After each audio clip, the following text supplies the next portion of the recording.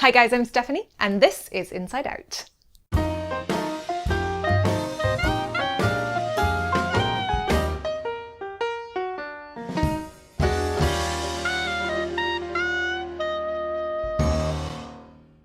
So the big question everybody always has when you have these sort of chronic conditions is how do you best manage them so that you don't have symptoms?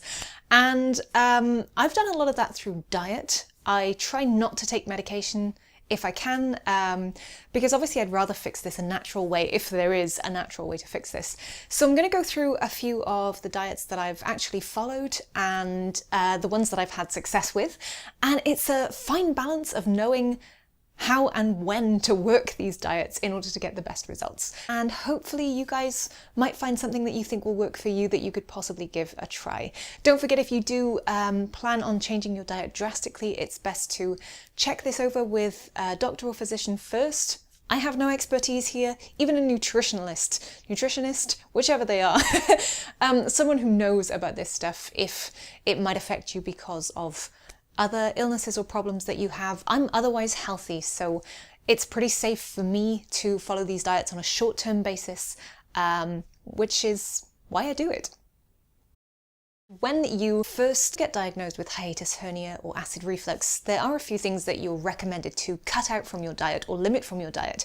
And those things I've covered before on this channel, things like caffeine, coffee and tea, chocolate, fatty foods, anything greasy, spicy foods, alcohol, carbonated beverages, mint, citrus and overly acidic fruit, tomatoes, onions and garlic. A lot of these things aggravate and just irritate everything that's going on your insides, and they can affect the muscle at the top of your stomach, at the bottom of your esophagus, that keeps the acid locked in. So often you're recommended when you go to your GP to initially cut out these main trigger foods. I went a little bit further and stopped eating things like bread and milk, again known triggers for digestive and internal gut problems. I've tried gluten-free, never really had the results that I was looking for following those sorts of diets. In general, if you were to cut out all of those things, for a lot of people that might really do the trick.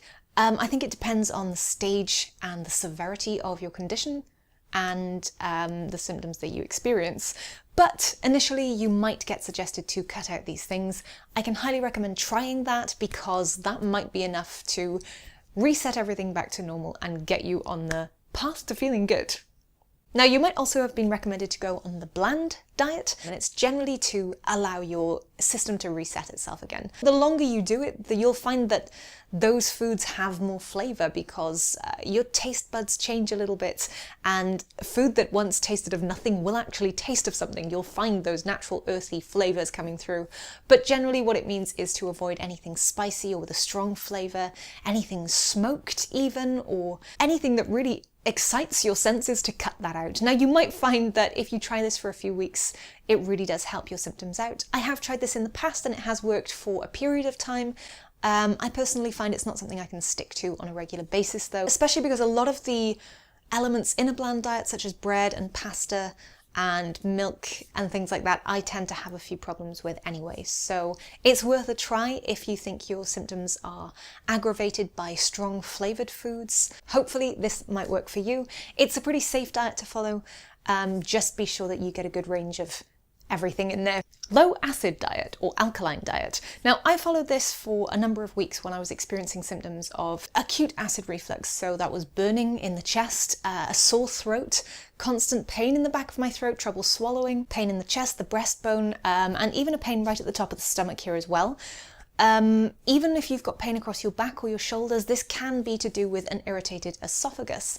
Now, I've personally found that if I reduce my acid content in general, this tends to work better for me than the omeprazole or medications that I take. Usually I do this if it's really bad alongside taking omeprazole and Gaviscon Advance sometimes. But if I feel those symptoms coming on, like a sore throat or a pain across my chest or back or anything like that, I tend to go for a week or so on a low acid diet. So what I generally tend to do is try and eat foods with a pH level 5 or above. So 5, 6, 7, anything on the alkaline end of the spectrum, trying to limit or completely avoid foods definitely lower than 3. Anything with a number lower than 5, I try my best to avoid. Now, once you get into this, you'll see that there are still a lot of foods that you can eat and enjoy. I find that whenever I have those symptoms of burning or pain, as I've said, in the upper part of the body, that is the diet that always sorts that out for me.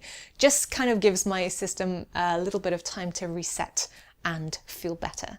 I have tried a low FODMAP diet. Now, a low FODMAP diet is very well known for a high success rate in easing the symptoms of IBS. It's relatively easy to follow once you get an idea of what you can and shouldn't eat. Now, there is loads of information out there on low FODMAP foods. Low FODMAP foods are easier to digest and they produce less gas when they're digested in the gut. So yeah, if you're having problems a little further down, then the low FODMAP diet might be the way to go. Now, this diet is restrictive. It's probably one of the more difficult diets that I've tried. You do kind of need to do it for, it's recommended, about 4 weeks, and then you slowly reintroduce things into your diet and see what you can tolerate. It's something that requires a lot of planning. As I've mentioned, it's not suitable for a lot of people, especially if you have other health conditions, so you do need to check that out before you start. But if you are experiencing IBS symptoms, this might be something worth following. Some people experience really great results and some people experience none whatsoever. I tried it with my husband a year or so ago, I think. So we did it over a 4-week period. I didn't find it had much of an effect on me personally because my symptoms at the moment tend to be higher up rather than lower down. Now, finally, the diet I've actually had most success with recently is a reduced carb intake. Now, I tend to use this if I start feeling the heart palpitation feeling coming on. Generally what I think it is, or I've read that it might be, is a buildup of undigested carbs in the small intestine.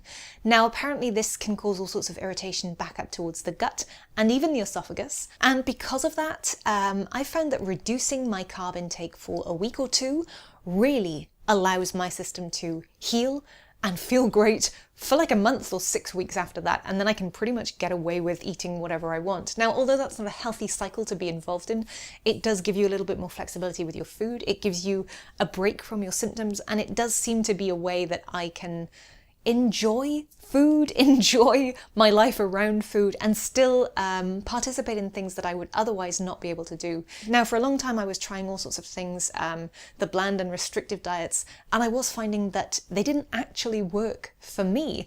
And then one day I tried the reduced carb diet. Now, this isn't a keto diet, this isn't a very low carb diet, it's just a reduction in daily carbs. So as an example, what I'd eat in a day would be plain yogurt in the morning with mixed berries and perhaps some nuts, along with a small omelette or scrambled eggs, something like that. For a snack, I'd go for some meat or some vegetarian meat supplement, along with some vegetable sticks perhaps in the morning. Then for lunch, something like a soup, maybe even some rice cakes, although they do have carbs. Adding a little bit in is not the end of the world.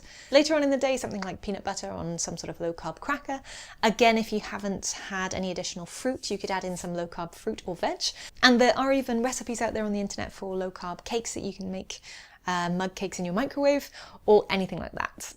For evening meal, fish with white rice and a selection of vegetables, or some sort of meat or eggs, or most vegetarian meat supplements are also fine. And I tend to eat like this for a week or 2 and then go back to normal. So those are the diets I've tried. When I try them, what symptoms they tackle, how long I do them for. I hope this was helpful to you guys. If you are experiencing any of these symptoms and you try any of these diets and you have success, do let us all know in the comments below. If you've tried other things that you've had success with, also leave those down below. We are all trying to find the perfect solution here, so any advice or tips you guys have would be great.